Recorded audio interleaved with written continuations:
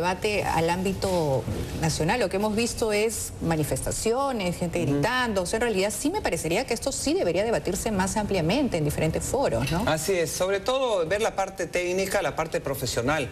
Porque en esto no es cuestión ni de política, ni de credos religiosos, ni de opiniones varias. Es cuestión de Ni de opinión solo de las mujeres tampoco. Tampoco.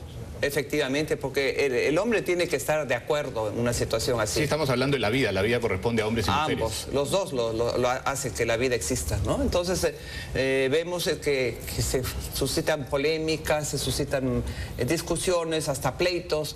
Y como te decía el otro día por teléfono, María Teresa, lo principal para nosotros es prevenir el embarazo. Definitivamente uno no puede estar en el siglo XXI prohibiendo que se dé charlas de educación sexual en los colegios. Exactamente, Ya, eso. Comencemos por ahí. Ese es el tema, es decir, Por como favor. que hay todo un vacío, ¿no es cierto? Es decir, no se educa a nuestras chicas, no se les previene, no se les prepara, ni siquiera se habla del tema en el colegio, salen embarazadas, entonces ya de frente, de esta situación de frente, vayamos al aborto. Y esto que hay en el medio, ¿qué dicen ustedes al respecto?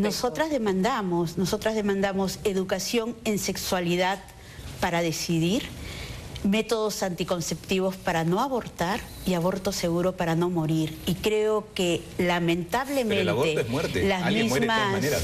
Las mismas voces que hoy se están oponiendo a esas causales son las voces que impiden que en los colegios, que es un lugar privilegiado para transmitir educación sexual, se den cursos de educación sexual, existan espacios de información calificada, porque tal como tú dices, no se trata de ideologías, no se trata de pasiones, no se trata de credos, se trata de tener una información que justamente permita decidir. Ahora, una cosa es la educación sexual, otra cosa es el aborto. Según la medicina, según la propia Constitución, la vida se da cuando en el momento de la concepción, y el concebido es sujeto de derecho, es una vida que está ahí. Así es sujeto de derecho en todo aquello que le favorezca, es decir, se está partiendo, es un concepto jurídico, se está partiendo principalmente, en este caso, en el caso de la Constitución, es un concepto jurídico en todo aquello que le favorezca, que se está partiendo de, en el caso que nazca vivo, sobre todo de bienes patrimoniales, de derecho al nombre, etcétera. Evidentemente es una vida, de eso no hay discusión y hay un conflicto en ese sentido de intereses, pero es una vida en proyecto versus la vida de la mujer y estamos hablando de situaciones límites, no estamos hablando de que el aborto como un método anticonceptivo ni nada parecido, son situaciones límites como cuando peligra la vida de la madre, por ejemplo, o cuando la vida extrauterina es inviable por las malformaciones que tiene, o un aborto en caso de violación. La maternidad no puede ser forzada. Ahora, ¿hay alguna aclaración? Por ejemplo, en el caso de las malformaciones precisamente, no se toca este tema del aborto eugenésico, sin embargo, va a estar o ya está en proyecto definir qué consiste en esas malformaciones. Todavía no está. ¿Qué pasa, por ejemplo, con una madre, que es la mayoría de madres que no tienen de repente el acceso a la medicina moderna, no saben cómo van a nacer su bebé, nace con esta malformación? ¿Qué hacemos? ¿Lo matamos también? No, es la misma vida. No, no es cuestión de que lo matamos, es cuestión de que el ser humano tiene que venir al mundo en condiciones favorables. Desgraciadamente hay miles de abortos clandestinos y eso es lo que hay que combatir. Exigiendo a la mujer no salir encinta cuando no debe salir encinta. Que coja los métodos que le da la gana anticonceptivos. Dios mío, ahorita mi amigo Cipriani me va a matar. Sí. Pero no puede ser. Tú no puedes decirle a la mujer, no te cuides con esto, no te cuides con el otro, no te cuides acá. Claro. Definitivamente tiene que ser libre para elegir su sexualidad, su maternidad, su vida, el cuidado de su cuerpo. Ya una mujer... Claro, pero no le da derecho a elegir sobre la vida de... No, yo no estoy hablando de eso. Yo estoy a favor de la vida, definitivamente. Pero tampoco estoy yo a favor de que vengan niños al mundo no deseados. Y en esto la ciencia ha avanzado muchísimo. Y ha avanzado muchísimo, que inclusive hay píldora del día siguiente. Que tiene una efectividad del 6%, nada. No importa. pero ahí va. No se importa, porque hay que informar debidamente. La gente cree que se toma la píldora del día siguiente y con eso evita el embarazo. Pero por lo menos ya es algo. De 100 que toman, solo 6 evitan el embarazo. Bueno, desgraciadamente es así. Hay que quiere decir algo al respecto, ¿no? Algo que creo que es muy importante es señalar que en el caso del aborto eugenésico se está hablando de aquella vida que es incompatible extrauterina. O sea, no es lo que se llama cualquier malformación o capacidades diferentes o discapacidad. Correcto. Ahora, no se trata de Down, no se trata de un niño o una niña que tenga 6 dedos o cualquier otro tipo. No, se trata de aquellos casos en los cuales la vida extrauterina es incompatible con ese desarrollo. Ahora, por otro lado, hay 300, estaba leyendo unas encuestas de Demus y, bueno, estimaciones, porque no se sabe exactamente qué cantidad de abortos hay en el país, pero aparentemente hay, ¿cuántos? Dígamelo. Sí, más de 100.000 al año. Se calcula 370.000 al año. 370.000 abortos al año. Hay una cifra que negra, están muy al margen de lo que estamos discutiendo ahora, que están muy al margen de la legislación. Eso se da y aparentemente se va a seguir dando. Así es. Hay una realidad, es decir, hay una cosa que es el dogma, la iglesia, nuestras creencias, nuestras discusiones en este momento, pero hay una realidad cruda,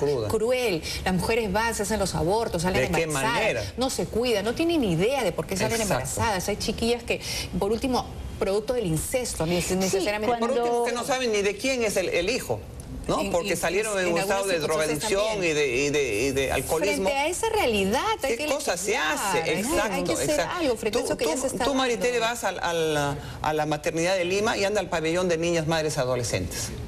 13, 14 años, muchachitas que ni saben de quién es el padre.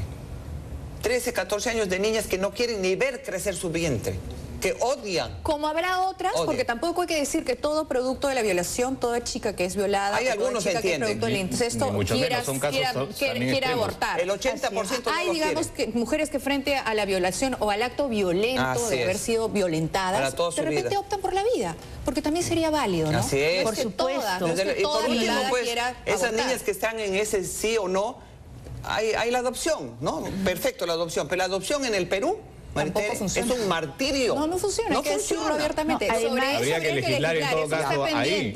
Eso está pendiente también. Cuando estuve en el Ministerio de la Mujer, luché para esa situación de dar niños en adopción, como tú no te imaginas.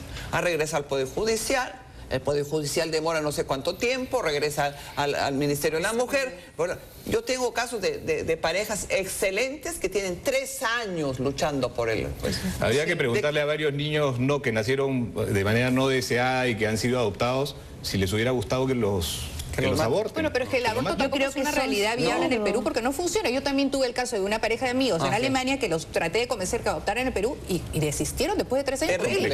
Terrible. No hay facilidades y los chicos están ahí botados y nadie da facilidades. Anda tú a Salamanca, a donde está la policía con los niños, que es un almacén de niños, que los pobres policías no saben qué hacer con esos chicos, que los recogen tirados en las calles, en las acequias, en los parques, etcétera, en las puertas de las iglesias.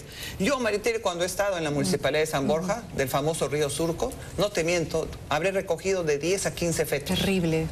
Mira. Esas son las realidades de las que debemos discutir. Niñitos recién nacidos, niñitos hasta con el ombligo, niñitos con el cordón umbilical envueltos en palos para ahogarlos. Es decir, una catástrofe. Entonces, eso no puede ser favorecer a la vida.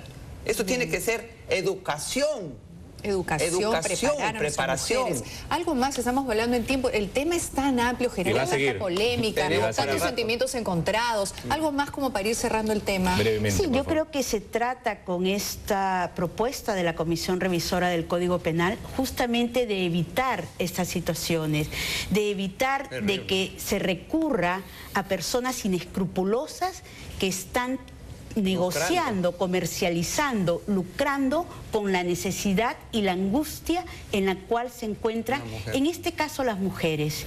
Y creo que eso es lo que hay que evitar. Y, por supuesto, tienen que darse políticas integrales, educación sexual, acceso a métodos anticonceptivos, consejería y aborto legal para no llegar a esas situaciones. Muy bien, muchas gracias. Bueno, a ustedes. Va a seguir la polémica seguramente en las próximas semanas y veremos qué define finalmente el Pleno del Congreso. Opiniones encontradas siempre en este tema. Sí, es un tema definitivamente polémico, no solamente acá, sino a nivel mundial. Vamos a ir ahora con otra información. Se ha generado todo un escándalo.